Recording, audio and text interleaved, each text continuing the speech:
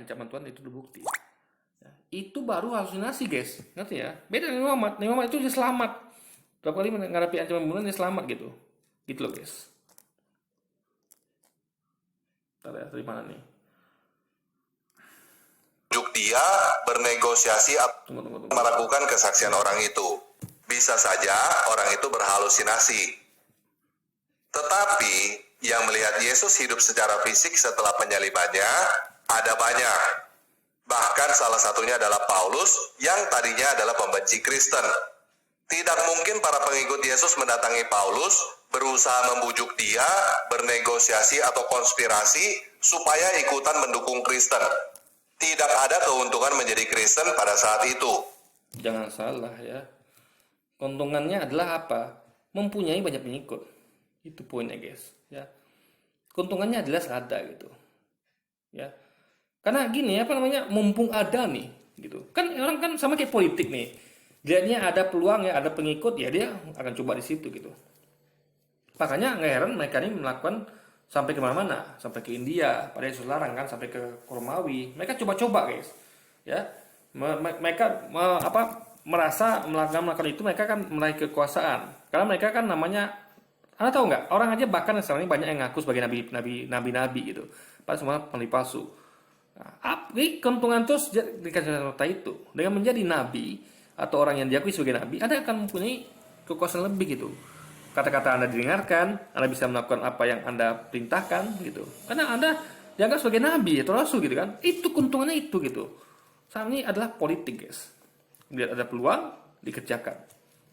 Ya. Bahkan kan lihat politik itu ya, politik sendiri pun ya. Di Indonesia contohnya udah salah, dia tetap didukung gitu. Sama seperti ini gitu guys. Ini bukan hubungan sama benar salah itu, tapi melihat bagaimana menangkap peluang. Keuntungan sebagai rasul tuh ada, jangan katakan nggak ada, itu berarti Anda bohong. Tidak ada dukungan dari pemerintah atau raja, tidak ada dukungan dari pemimpin agama. Yang justru dengan mereka mendapatkan dukungan dari pengikutnya. Jadi kalaupun mereka tidak didukung oleh raja, mereka kan bisa, makanya mereka tuh pergi sampai ke India kemana-mana gitu, dengan harapan mereka bisa menjadi sesuatu yang ibaratnya gini guys ya, ada orang yang gini, ada orang tuh yang oportunis, ada orang tuh yang tidak. Contoh, Anda tahu nggak? Kita banyak lihat sejarah ya. Contoh kayak saya sering nonton film, Anda tahu film Tiga Kerajaan, ya. Itu bagaimana seorang Liu Bei. Liu Bei itu kan orangnya oportunis. Dia pengen jadi punya kuasa, dia pengen jadi raja. Liu Bei ini ya dari kerajaan Su. Kalau nonton Kingdom Anda pasti tahu nih. Ada banyak film lainnya, tapi kita ngomong Kingdom ya. Ini fakta. Ini sejarah ya, diambil dari sejarah. Liu Bei itu adalah seorang oportunis. Dia itu berapa kali dia mendapat dukungan dari raja, dari kau-kau. Kau menjadikan dia sebagai orang dekatnya, tangan kanannya, ya kan? Lalu dia dikasih dapat keuntungan itu, tapi dia nolak. Kenapa? Dia oportunis, dia pengen jadi raja itu sendiri. Paham ya? Juga di sisi lain dia pernah dekat dengan Suo Yonso, dijanjikan akan jadikan ini itu. Dia menolak. Banyak lagi kisah lain. Sun Cie juga menolak dijadikan tangan kanan oleh Yuan Shu dan banyak lainnya. Mereka menolak. Kenapa? Mereka pengen lebih dari itu. Nah, sama dengan kisah mereka ini. Mereka nggak cukup hanya di bawah pemerintahan, mereka nggak cukup di bawah kekuasaan. Mereka pengen berkuasa. Makanya mereka harus menarik dukungan sehingga dukungan pada mereka itu lebih tinggi daripada dukungan kepada kekuasaan. Paham ya? Karena mereka ini adalah orang-orang oportunis. Itu logika berpikir guys. Jadi jangan katakan sesimpel itu. Kalau mereka didukung kekuasaan sudah enggak. Mereka pengen mereka yang berkuasa. Itu poinnya. Ngerti ya? Ini politik. Berarti apa gini pernah belajar politik mungkin dia. Ya. Ada orang-orang oportunis yang dia itu nggak puas hanya dengan mendompleng kekuasaan. Mereka ingin berkuasa, guys. ada hanya kerugian, menjadi bahan buruan, dan potensi dibunuh seperti Tentu, itu mereka pasti ngerti resiko itu. Tapi gimana lagi? Kayak Liu Bei itu guys ya. Itu dia tahu ketika dia menentang kau, dia berapa kali mau dibunuh itu. Liu Bei itu. Tapi dia berani. Kenapa? Dia oportunis gitu. Dia nggak mau jadi bawaan kau. Dia nggak mau jadi bawaan kau. Yuan Shao. Guanju juga begitu. Guanju berapa kali itu mau dibunuh oleh kau di perjalanan itu kan, oleh orang-orang kau. Dia nggak peduli. Ya, dia nggak takut. Dia pokoknya harus sama Liu Bei gitu. Nah, dia pengen berkuasa sendiri di bawah dengan Liu Bei, tidak di bawah kau gitu guys. Jadi Poinnya adalah itu politik. Jadi apalagi nggak pernah belajar politik mungkin, jadi dia nggak paham dengan hal ini. Stefanus. Bahkan kenyataannya Paulus akhirnya ditahan. Jadi kalau mereka ini menang, pengikut itu percaya pada mereka bangun kekuatan, mereka bisa menggulingkan kekuasaan, guys. Itu poinnya. Karena banyak sekali kekuasaan itu tumbang karena orang-orang kayak gini gitu. Orang-orang oportunis gitu. Jadi sebenarnya apa? Tentu mereka sebagai orang-orang oportunis, pemberontak ya. Contoh kayak gini lah, di Indonesia tuh ada tahu gak kenal sama musuh sama untung? Musuh untung tuh coba Anda pikir ya. Musuh untung dia tahu ya, dia itu lawannya TNI. Anda ingat gak? Musuh sama untung. Pemberontak PKI tahun 65, 45. Kita ngomong tentang untung deh tahun 65. Dia tahu lawan dia tuh head to head adalah tentara. Tentara terkuat, guys. Pegang bedil gitu. Tapi kenapa Untung mau ambil risiko itu? Kenapa? Dia pengen berkuasa. Dia pengen gulingkan Soekarno ya, dan berkuasa di Indonesia. Dia berani melawan tentara gitu. Dan dia terima risiko itu. Akhirnya dia meninggal dieksekusi sama tentara. Karena dia mencoba memberontak dengan ideologi komunis. Nah, itulah orang-orang oportunis, sama kayak mereka ini, guys gitu. Mereka tahu risikonya, tapi mereka ambil. Kenapa? Karena ingin berkuasa itu tadi gitu. Dengan banyak pengikut. Makanya Aidit mengumpulkan banyak pengikut. Meskipun dia belum punya militer ya, waktu dia berusaha untuk mendirikan militer ya, angkatan senjata kelima tapi tolak ya. Tapi dia tetap melakukan kudeta itu kan. Makanya punya tentara. Seperti itu, guys. Itulah yang sama analoginya apa yang mereka lakukan gitu. Dipersekusi dan dibunuh karena memberitakan tentang Yesus. Nah, bagaimana kita bisa tahu bahwa kesaksian seseorang adalah pertama, orang ini adalah orang yang dipercaya, orang yang digelar Al-Amin. Ya, orang ini terpercaya ini. Diakui orang, bahkan bukan temannya, juga musuhnya, jadi orang yang jujur. Itu yang pertama, caranya ya. Yang kedua, kesaksian ini sama dengan yang disampaikan orang sebelumnya gitu. Ya, misalnya dia bersaksi begini-begini, sama nggak kesaksiannya dengan orang yang dimaksud? Kalau nggak sama berarti dia saksinya palsu, guys. Ya. Itu intinya, dicocokkan. Itulah makanya metodologi pencocokan. Benar nggak ya ajarkannya itu sama yang Yesus ajarkan? Simple itu. Nah, ketika dicocokkan, ternyata yang cocok itu Nabi Muhammad dengan ajaran Yesus, bukan mereka ini gitu, guys. Itulah mengatakan kita tahu Nabi Muhammad itu benar dan mereka ini palsu, guys. Benar atau palsu? Kalau kita melihat sejarah zaman dulu, seseorang yang diduga memberi kesaksian palsu di pengadilan akan disiksa supaya memberi kesaksian yang sebenarnya. Dan kita sudah lihat bersama, orang-orang yang memberi kesaksian bahwa Yesus bangkit dari kematian sudah berkali-kali dianggap memberikan kesaksian palsu dan sudah berkali-kali disiksa supaya menyangkal kesaksiannya itu. Siksaan yang mereka terima bukan siksaan biasa, tetapi siksaan sampai mati. Artinya, kalau mereka tidak menyangkal Yesus, sama kayak Musuh dulu. Aidit itu udah belajar dari kisah Musuh harusnya. Gimana Musuh tuh mati ya, tahun 48. Tapi Aidit masih mengulangi perbuatan Musuh itu kan.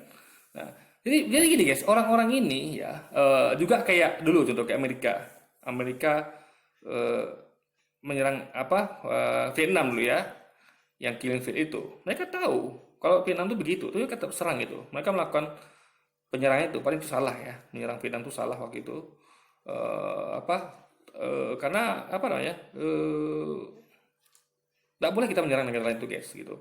Jadi kalau memang, tapi waktu itu memang untuk mengadem pengaruh komunis ya.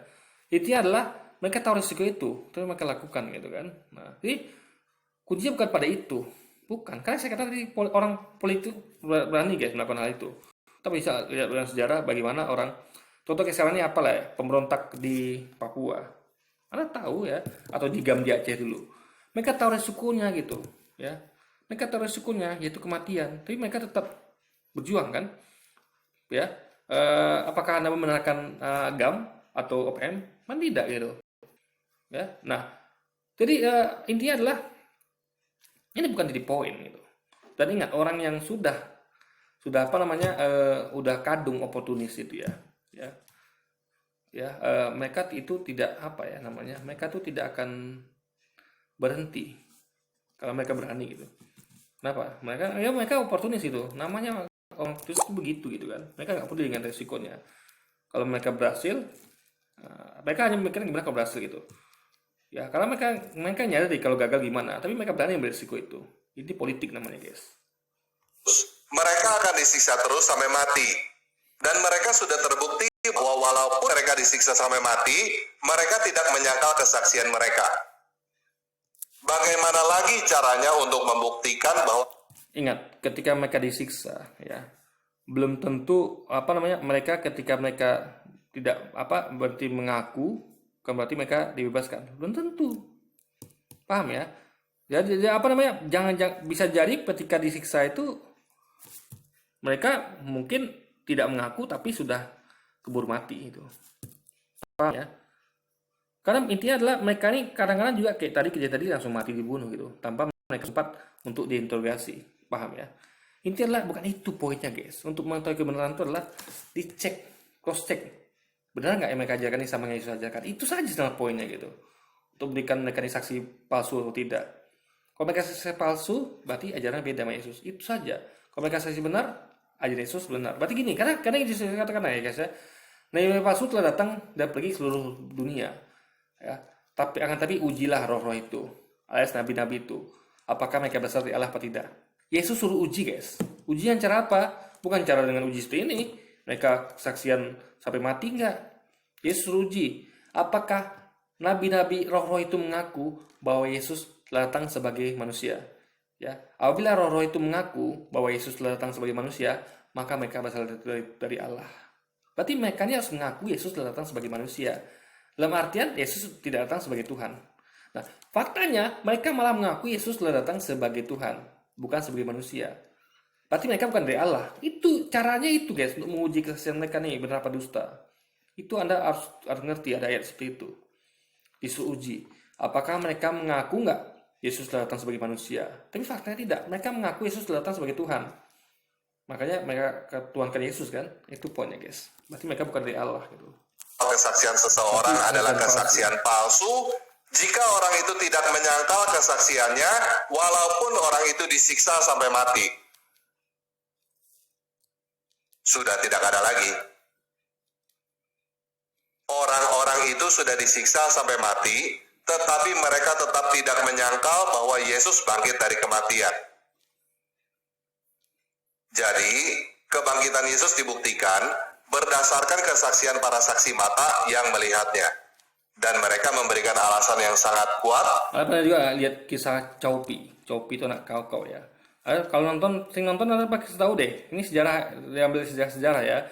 Chaupi itu membunuh adiknya. Ya, adiknya waktu itu siapa namanya? Chow Hong siapa tuh, guys? Itu adalah adik yang pintar itu, anak bungsu yang pintar, kesukaan dari kau bapaknya raja Wei waktu itu. Jadi adiknya ini menjadikan raja, menggantikan bapaknya. Nah, dia ini nggak senang karena dia sebagai anak sulung kan, dia bunuh adiknya, guys, dengan memasukkan ular gitu. Jadi ular itu dilepaskannya di rumah ya, untuk mematuk adik mati. Jadi kena racun ular itu. Tapi dibuat seolah-olah itu adalah racun tikus, bisa tikus itu. Nah, dia pun agak lebih meyakinkan, dia pun juga, tapi dia tuh juga dikenakan mungkin, tapi dengan dosis yang lebih ringan mungkin, atau mungkin dia diganti dengan tikus beneran gitu kan. Nah, ini adalah mereka ini ya, biar kayak lebih nyata, dia ini membuat itu terjadi pada dirinya dan juga adiknya yang lain gitu. Bukan, cuman dia berdua aja, guys. Cuman dia sama adiknya itu. Yang adiknya ada 4 tuh adiknya. Ada 3. Jadi adik kedua sama ketiganya, ada 3 adiknya, tapi adik yang pertama sama kedua enggak. Dia hanya mengenakan racun itu kepada dirinya dan adik bungsunya.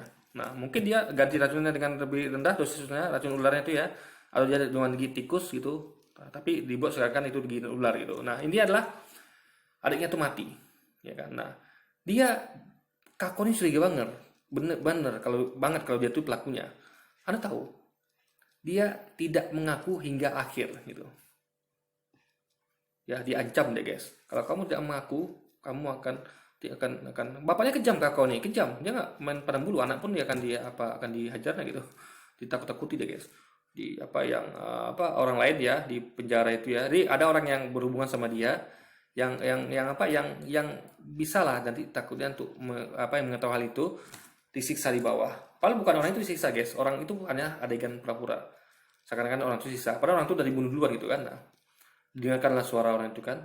Yesus setelah dia interogasi, dia mendengar suara itu. Aduh, kamu ngaku nggak sebelum orang itu ngomong gitu kan? Nanti kalau dia ngomong lebih parah lagi gitu. Tapi dia tidak mengaku gitu. Di tengah ketakutannya tidak mengaku, guys. Akhirnya dia berani kan? Berani. Karena dia gini, apa? Nggak ada gunanya dia ngaku tetap akan tetap ini, akan tetap apa namanya? Akan tetap kalau ketahuan ya, ngaku pun tetap akan diiniin. Sama kayak ini juga. Ya, mereka ini kalau mereka sudah ketahuan gitu, jadi mereka tidak, walaupun mereka mengaku sebaliknya kan, tetap juga akan kena gitu. Ya kan? Nah, cuman tadi itu karena Copi itu anak raja. Jadi dan Kakao waktu itu melihat kalau Copi ini cocok, ini orang cocok di raja nih. Karena orang raja itu adalah seperti ini, tegas dia, keras dia, walaupun menghadapi kematian dia akan bertahan itu. Nah, ini orang cocok di raja. Nah, mereka ini kan seperti itu, mereka bertahan itu tengah itu, gitu. Walaupun mereka sudah udah apalah, tapi intinya adalah apa yang diancamkan Allah itu berlaku, bahwa orang yang menyebarkan kebohongan akan binasa. Orang yang nabi yang berani mengatakan apa tidak pernah kukatakan, atau yang berani mengajarkan apa tidak pernah beritakan kuajaran kepadanya, nabi itu mati. Itu ada di Ulangan, Anda bisa baca itu. Dan itu jadi pada mereka. Ada apa yang Allah ancam jadi kenyataan. Bahwa kesaksian mereka dapat dipercaya, yaitu dengan cara tidak menyangkal kesaksian mereka, walaupun mereka disiksa sampai mati. Oke, sekian video kali ini. Yesus Kristus penguasa saya. Dan ingat ya, namanya orang yang melihat Yesus disalib, yang diserupakan dengan dia. Saya pun kalau hidup pada waktu itu, saya akan mengatakan Yesus itu memang mati salib gitu. Paham ya? Ngerti nggak maksudnya? Ya. Kalau siapapun kita, kalau kita hidup di saat itu, dan kita lihat kejadian itu, saya yakin kalau Anda tidak ikut, kalau Anda lupa atau Anda tidak dengar kata Yesus bahwa dia tuh tinggal di bumi 3 hari malam, Anda juga akan percaya kalau itu yang disatu Yesus itu. Tapi bagi orang-orang yang paham, oh Yesus pernah berkata nih bahwa dia tandanya sama kayak Yunus. Yunus tinggal 3 hari malam dalam perut ikan, dia juga manusia akan tinggal 3 hari malam dalam perut bumi. Nah, kita yang tahu itu, oh Yesus pernah ngomong gini kok, berarti ini bukan Yesus nih. Nah gitu guys. Tapi kalau orang-orang kayak mereka, ya yang mereka tuh nggak pernah dengarkan apa kata Yesus, sehingga mereka bakal mengajarkan apa yang tidak pernah Yesus ajarkan, dia Tuhan yang sebelah dia dan hukum-hukum lainnya, perjanjian baru mereka ajarkan, Yesus mengajarkan malah hukum Taurat yang pernah Nabi, ya kan? Nah wajar kalau mereka seperti ini gitu, ya kan? Jadi pengakuan mereka ini adalah berdasarkan apa yang mata mereka lihat. Mereka tidak lihat, tidak dengar apa yang Yesus gitu. Ya kan, kalau kita yang mendengarkan ucapan Yesus nggak mati salib nih, Yesus itu ada di dalam bumi 3 hari malam pada waktu penyaliban. Itu berarti orang lain yang serupakan dengan dia.